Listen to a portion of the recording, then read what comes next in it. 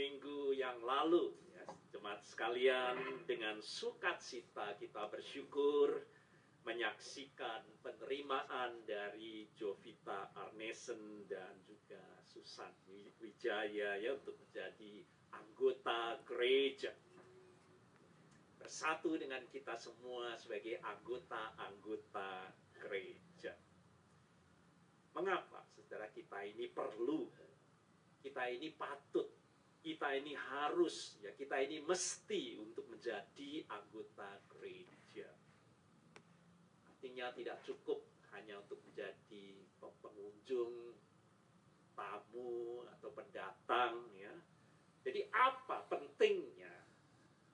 Seperti yang sudah dilakukan oleh Ibu Jovita dan juga oleh Ibu Susan dan kita semua menjadi anggota-anggota gereja.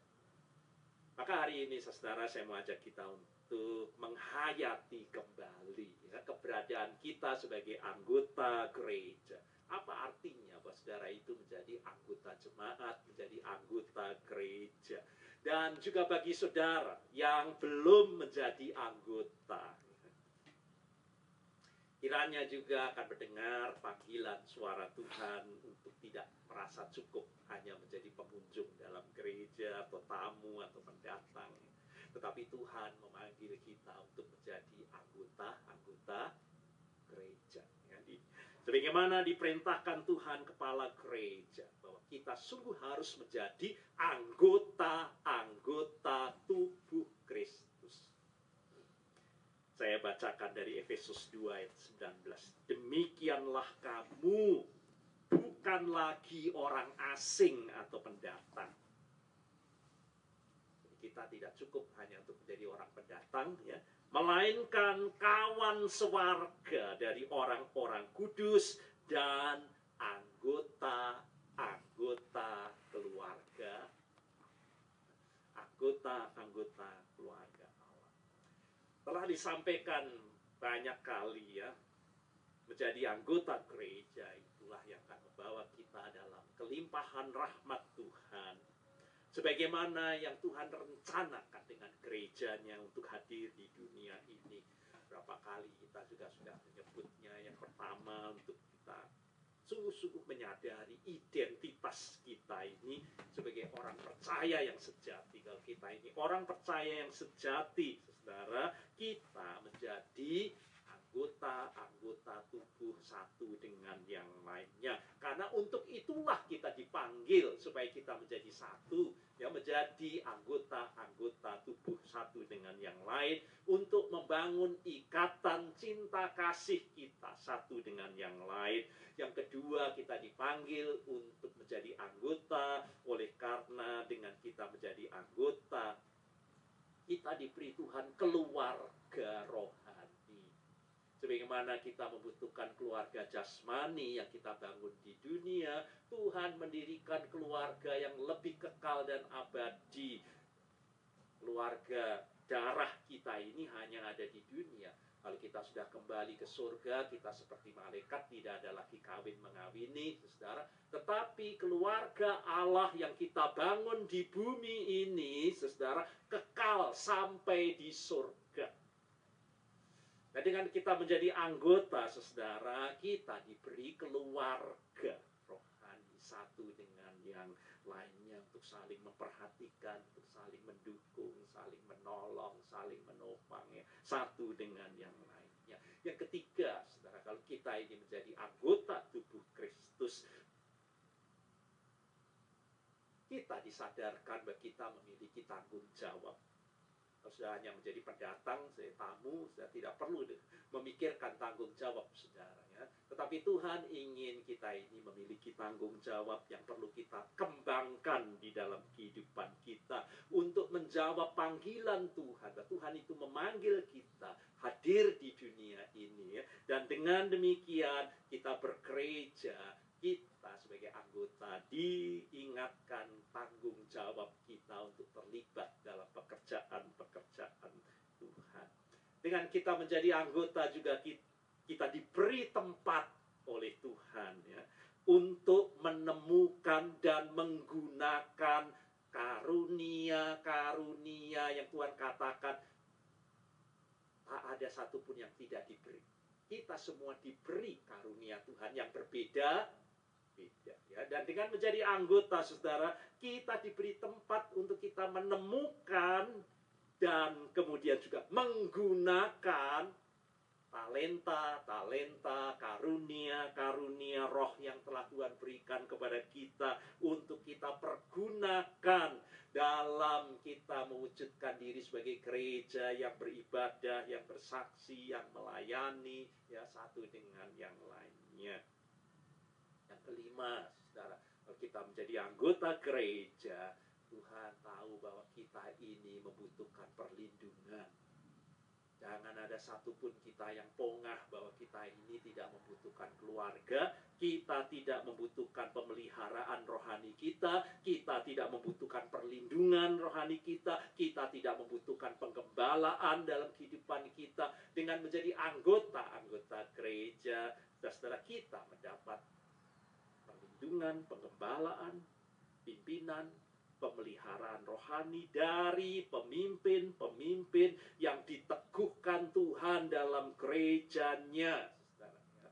Baik itu pendeta, penatua, dan pengurus-pengurus dalam badan-badan pelayanan, para pemerhati di gereja pada khususnya, dan juga satu dengan yang lainnya. Jadi kesimpulannya, saudara, kesediaan kita, bagaimana yang kemarin kita lihat, ya, keputusan dari Susan dan juga Agnesen, menjadi anggota gereja itu berarti menyatakan pengakuan mereka di hadapan Tuhan dan juga kepada kita semua, kalau kita ini membutuhkan satu sama lainnya. Kita saling membutuhkan. Semakin sering, saudara, saya membaca berita di Amerika ini, saudara, orang yang meninggal, tapi jasadnya, saudara, tidak diketahui oleh orang lain. Bukan hanya berhari-hari, juga bukan hanya berminggu-minggu, bahkan juga tidak berbulan-bulan. Sudah mati, saudara, tapi jasadnya nggak ada orang yang tahu. Bertahun-tahun, saudara. Karena mereka hidup terisolasi dari sesamanya, bahkan dari keluarganya. Ini yang disebut dengan alone death. Makin luar biasa di Amerika ini. Yaitu orang yang meninggal dalam kesendirian. Dying alone. Karena sudah lama menarik diri, mengisolasi diri, atau sengaja menarik diri dari yang lain, hidup sendiri. Saya ambil dari banyak yang saya baca kisah-kisah ini, ya. Jim Shulker, saudara, meninggal di tempat tidurnya terbaring 2 tahun, saudara, sebelum tetangganya kemudian di komplek tempat tinggalnya itu menemukannya. Jadi bayangkan, orang ini meninggal 2 tahun, saudara, di rumahnya. Tapi tak ada seorang pun yang merasa kehilangan dirinya, yang mencarinya, atau tak ada. Selama 2 tahun sampai tetangganya tidak sengaja itu menemukan mayat yang sudah membusuk seperti itu. Tak ada yang mencari, tak ada juga yang menghubungi, tak ada juga yang bingung. 2 tahun mati. Saya baca lagi Thomas Ngin, imigran dari Kamboja, juga hidup terisolasi, meninggal, saudara, ini lebih lama, 8 tahun. Saudara. Matinya gantung diri di apartemennya. 8 tahun, saudara, bayangkan, nggak ada orang yang tahu, saudara. Sampai akhirnya bank itu menyita dan menjual unit apartemennya, baru diketahui. Satu lagi, ya, saudara, yang saya baca, Marnella Breta, 70 tahun. Mayat wanita ini membusuk, ditemukan masih duduk di meja makan, dan 2 tahun baru ditemukan. Nah, saudara, masih ada banyak puluhan ribu orang lainnya yang memiliki kisah serupa seperti ini. Mereka meninggal tanpa memiliki kerabat, memiliki teman yang kehilangan, yang mencarinya tidak ada. Hanya tidak sengaja ditemukan. Jadi orang-orang yang meninggal tidak ada warta duka yang disebarkan, tidak ada ucapan duka, tidak ada kumpulan orang untuk berlinang air mata dalam pemakaman, tak ada orang yang menangisi dan meratapi hidupnya. Dan saya baca di Los Angeles Times, saudara, menulis, Why are more American dying alone? Dan saya baca artikel itu, saudara, mengapa ini makin banyak orang Amerika meninggal itu sendirian. Orang yang meninggal tanpa ada seorang pun yang memperhatikan atau mengurusnya. Jadi tidak ada seorang pun yang kemudian mengklaim jenazahnya itu. Setelah ditemukan, ini bagaimana? Ini ada keluarganya, tidak ada kerabatnya, tak ada satupun yang mengklaim jenazahnya itu. Maka pemerintah daerah LA, saudara, kemudian mengkremasi mayat terlantar yang tak ada yang mengklaim ini, dan kemudian menguburkan abunya bersama dengan abu ribuan orang di LA lainnya yang hanya tanpa nama dan hanya ditandai tahun. Why are more American dying alone? Saudara, ini menunjukkan budaya yang kita hidupi ya, di Amerika ini. Mengapa kita ini segan, mungkin enggan, ya, saudara, untuk mengakui bahwa kita ini membutuhkan. Kita ini bukan manusia yang terisolasi hidup sendiri. Kita ini makhluk sosial. Kita ini membutuhkan satu sama lainnya. Maka saya coba renungkan, saudara, dan saya menemukan ada 2 kekuatan besar penyebab keengganan kita untuk mengakui bahwa kita ini membutuhkan satu dengan yang lain. Yang pertama, dari renungan saya, saudara, ya, kebudayaan kita yang sangat mengagungkan individualisme. Nah, itulah filsafat yang menguasai Amerika. Individualisme. Orang itu mengagumi, takjub dengan orang-orang yang mampu independen. Kalau kita ini bisa independen, kita bisa swasembada, swadaya, otonom, dapat mencukupi diri sendiri. Itulah kehebatannya. Kita yang dapat sejahtera hanya dengan kemampuan kita sendiri. Namun, saudara, kebenaran yang sangat menyedihkan sebagai akibatnya, di balik rasa percaya diri manusia itu, berapa banyak orang dikuasai kesepian, kesendirian, lonely, hidup teralienasi, terisolasi, dan orang-orang yang merasa tidak aman, yang melukai perasaan mereka sendiri karena meninggikan dirinya seolah-olah tidak membutuhkan orang lain dalam hidupnya. Maka kesepian, saudara, adalah wabah yang paling dominan dalam budaya yang menekankan individualisme. Namun toh demikian, kita lihat terus dalam budaya seperti ini, orang lebih cenderung untuk membangun tembok pemisah, wall, yang memisahkan satu dengan yang lain, daripada kita membangun jembatan untuk menghubungkan satu dengan yang lainnya. Yang kedua, mengapa banyak orang enggan untuk mengakui bahwa kita saling membutuhkan satu dengan yang lain? Yang kedua, ini adalah dosa yang paling dibenci oleh Tuhan. Nggak tahu apa dosa yang paling dibenci oleh Tuhan? Ya, jadi sombong ya. Jadi Dosa itu dinyatakan dengan sangat jelas di Amsal 6 ayat 16. Ada 7 perkara dosa yang dibenci Tuhan dan yang tak dapat dibiarkannya. Nomor 1 apa? Sikap yang sombong. Dan itulah saudara yang membuat kita absen dalam persekutuan. Kita juga enggan untuk mengakui bahwa kita ini dipanggil Tuhan untuk hidup satu dengan yang kita memiliki kesombongan, keangkuhan, kebanggaan, harga diri yang berlebihan. Maka orang-orang yang demikian ini merasa bahwa meminta pertolongan atau menyatakan kebutuhan kita kepada orang lain adalah pengakuan bahwa kita ini manusia yang lemah.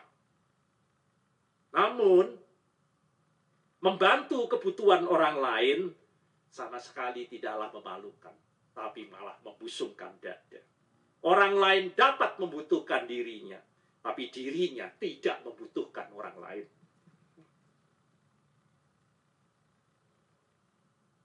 Itulah kesombongan. Sikap yang demikian ini sungguh tidak sesuai dengan rancangan Allah.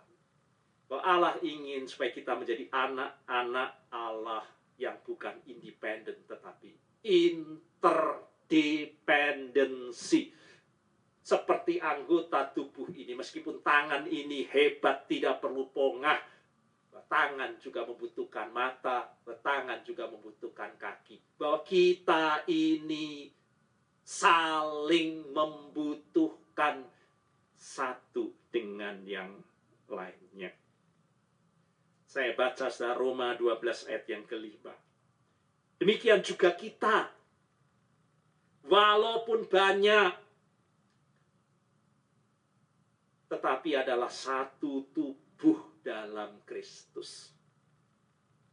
Dan kita masing-masing adalah anggota. Nah, itu saya garis bawahi bersama. Anggota yang seorang terhadap yang lain. Kata anggota, ini terjemahan dari Lembaga Alkitab Indonesia. Kalau saudara bandingkan dengan terjemahan dari New Living Translation, anggota ini artinya we belong each other. Ya, itulah artinya anggota. Sebenarnya. We belong each other. Dan itulah kehendak Allah buat kita. Allah menghendaki kita mengalami indahnya hidup bersama. Kita dirancang, kita dicipta untuk relationship yang disangkali oleh individualisme. Yaitu kita membangun hubungan, pertalian, hubungan kekeluargaan. Kita ini dibentuk menjadi gereja untuk bersekutu. Sekutu satu dengan yang lainnya. Sebagai keluarga Allah yang membangun komunitas bersama di dunia ini. Kesendirian, sekali lagi, kesendirian itu bukan rancangan Allah. Bahkan di tempat yang paling baik, saudara, di mana sempurna, di mana dosa belum ada, yaitu di Firdaus. Pada waktu Tuhan mencipta manusia, itu tempat yang paling indah, saudara. Belum ada dosa, Allah sudah berkata, tidak baik manusia itu seorang diri saja. It is not good for the man be alone. Maka Allah itu membenci loneliness, kesepian. Bukan berarti bahwa kita ini semua harus menikah, saudara. Tapi yang mau dimaksud Tuhan itu berarti kita ini membutuhkan spiritualitas keluarga. A spiritual family. Dan itulah sebabnya, saudara, Allah mendirikan gerejanya. Dibangun di bumi, kekal di surga. Kasih persaudaraan kita, keluarga Allah ini, pada waktu kita dilahirkan kembali, kita menjadi anak-anak Allah dan kita menjadi saudara-saudara sekandung dalam Tuhan Yesus. Dalam Kristus kita bersaudara. Itu artinya saudara kandung. Saudara kandung, tapi secara spiritualitas. Kita menjadi keluarga Allah, maka kita dipanggil, mari kita dinner bersama nanti pada waktu Thanksgiving. Untuk merayakan kita ini keluarga, dinner itu dibangun di bumi, akan kekal sampai di surga.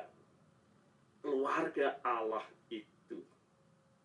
Untuk membangun persaudaraan kasih bagi saudara-saudara sekandung dalam Tuhan.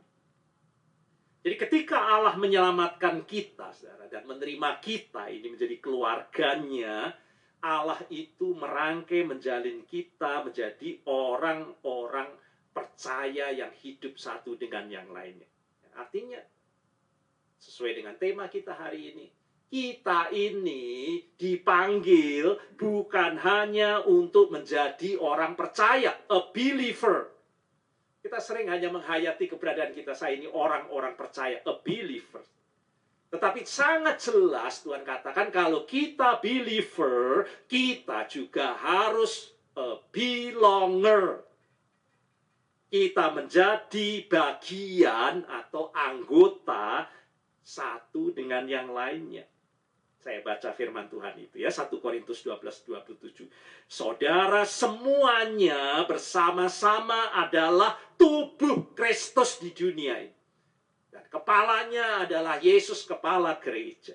Dan kalian ini, tubuh Kristus ini, masing-masing pula adalah anggota-anggota tubuh itu. Jadi ketika Allah ini memilih untuk menyebut tubuh Kristus di dunia, gereja itu tubuh Kristus di dunia ini, dia memakai gambaran tubuh kita. Supaya kita melihat sendiri tubuh kita ini dengan anggota-anggota, ada jentik, ada jari, ada tangan, ada lengan, dan semuanya. Dalam tubuh ada mata, ada alis, ada rambut, dan semuanya. Dan kita diingatkan bahwa semuanya itu interconnected. Saling bergantungan. Jadi sama seperti tubuh itu mustahil untuk terpisah satu dengan yang lainnya. Dan berkata tidak membutuhkan satu dengan yang lainnya. Dan demikian saudara kita diingatkan bahwa mustahil bagi orang percaya dapat bertumbuh tanpa satu sama lainnya. Jadi mata tidak dapat berkata kepada tangan, aku tidak membutuhkan engkau. Dan kepala sebagai anggota tidak dapat berkata kepada kaki yang di bawah, aku tidak membutuhkan engkau. Menjadi anggota itu berarti saudara kita harus be connected. Berada dalam persekutuan agar kerohanian kita terus-menerus dapat dipelihara, terjaga, bertahan dalam menghadapi semua tantangan dunia ini. Maka kita akhiri saudara dengan kita bertanya, gimana langkahnya? Langkah pertama yang harus kita miliki kalau kita ini sungguh-sungguh mau masuk dalam rancangan Tuhan, saudara, adalah kita mengakui. Guys, baik, mengakui. Kalau sudah tidak mau mengakui, saudara komplain, saudara tak akan ada gereja. Saudara tak akan menjadi bagian. Mengakui bahwa kita ini saling membutuhkan. Kalau saudara tidak memiliki pengakuan seperti itu, pertumbuhan spiritualitas kita ini bergantung hubungan yang kita bangun satu dengan yang lainnya. Maka pengakuan ini adalah bukti bahwa kita memiliki kerendahan hati. Dan kita ini tidak sedang melawan dosa yang paling dibenci oleh Tuhan. Apa tadi? Kesombongan. Orang yang mau mengakui bahwa kita saling membutuhkan, kita membutuhkan gereja, kita harus terhubung satu dengan yang lainnya. Itu bukti saudara memiliki kerendahan hati. Humility. Kita menyadari bahwa kita ini bagian, anggota, bagian satu dengan yang lainnya. Tanpa yang lain kita tidak utuh. kita membutuhkan satu dengan yang lain. Itu langkah pertama. Kalau sudah tidak memiliki fondasi ini, tak ada jemaat dan gereja dalam kehidupan kita. Dan langkah yang kedua, kalau kita sudah sadar dan kita mampu merendahkan diri, maka kita akan membangun komitmen. Nah, ini yang kedua. Setelah sudah bisa mengakui, Tuhan memanggil kita untuk kita memiliki komitmen. Tuhan sungguh-sungguh berkomitmen kepada kita. Nah, kalau Allah itu mau berkomitmen kepada kita, bahkan sampai komitmennya mau mati bagi kita, Tuhan juga berharap supaya kita punya komitmen terhadap Tuhan dan juga punya komitmen satu dengan yang lainnya. Berkomitmen itu berarti, saudara, kita mau mengasihi tanpa syarat satu dengan yang lainnya. Tak mungkin tangan ini bilang kaki, mengasihi kaki ini, meskipun kakinya busuk, sakit, dipelihara tidak? Atau kaki bilang, aku nggak butuh kamu. Sebusuk apa? Sesakit apapun, semua ikut sakit. Semua ikut concern. Mengasihi tanpa syarat, saudara. Mata saudara itu mengasihi semua tubuh kita, bukan? Lihat kalau ada buku mau mata saudara lihat kaca. Gitu. Itu bukti bahwa kita mengasihi tanpa syarat satu dengan yang lain. Dan kalau kita sudah berkomitmen, ini yang kedua, saudara akan memberi diri. Itulah arti anggota. Tak ada tangan berkata, saya tak mau memberi diri kepada satu dengan mata, hanya bilang untuk mata. Semua hal mata dipakai untuk semua anggota tubuh. Kita mau untuk memberi diri satu dengan yang lain. Dan tanda, saudara, ini yang paling dasar, fondasinya. Kalau kita ini punya komitmen untuk memberi diri, yang paling awal, saudara, kalau kita nggak ada, kalau ini belum ada, nggak akan pernah ada, yaitu showing up. Nah, saudara, memperlihatkan diri saudara, ikut terlibat, hadir, saudara menampakkan diri satu dengan yang lainnya. Itu yang paling fondasi. Kalau sudah tidak mau showing up, ada perkuskuan, ada dinner, sudah nggak mau showing up. Dan mau memperlihatkan diri saudara mau ikut terlibat, saudara mau menampakkan diri saudara, kalau kita ini peduli, care, kita ada di sana. Dan kehadiran kita itu akan menjadi sumber dorongan dari yang lain. Jangan kamu menjauhkan diri dari pertemuan-pertemuan. Tetapi marilah kita saling menasihati dan semakin giat melaksanakannya. Saudara, dua. Dan terakhir, yang ketiga. Kalau saudara bisa mengasihi, saudara memberi diri, saudara mau showing up. Yang ketiga, menjadi anggota itu berarti saudara memberi manfaat. Saudara mau memberi kebaikan dan memberi kontribusi. Semua bagian tubuh kita ini memberi kontribusi satu dengan yang lain. Apa sebabnya? Karena Tuhan sudah memberikan semuanya dalam diri kita ini. Semua karenta, semua karunia. Dan Tuhan katakan, tiap-tiap orang dikaruniakan pernyataan roh untuk apa? Bukan untuk dirinya sendiri. Untuk kepentingan bersama.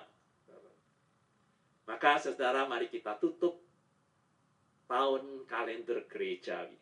Hari ini adalah tutup tahun saudara kalender gerejawi kita. Dan minggu depan kita masuk tahun kalender gerejawi baru. Di mana kita dimulai dengan minggu Advent yang pertama. Dan saya memanggil kita semua untuk tidak hanya cukup merasa sebagai believer, orang-orang yang percaya. Dan hari ini mari kita teguhkan diri kita kembali. Kita harus juga menjadi a